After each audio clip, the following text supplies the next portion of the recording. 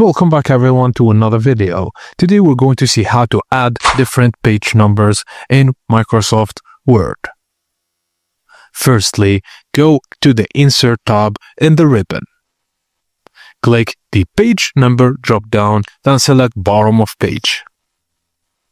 Choose your preferred page number style, and once selected, Word will automatically add page numbers to your document.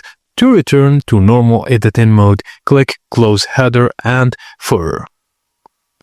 You're not limited to the bottom of the page, you can also add them to the top of the page, page margins or current position. Follow the same steps as above, but choose your desired location from the page number menu.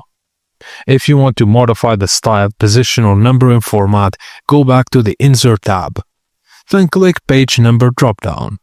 Choose a new style or position, and to format numbers like using Roman numerals or starting from a specific number, click Format Page Numbers. You can even have multiple sets of page numbers in one document, useful for sections like introductions, appendices, or reports with varying number formats. Thank you guys for watching, and please don't forget to like and subscribe for more.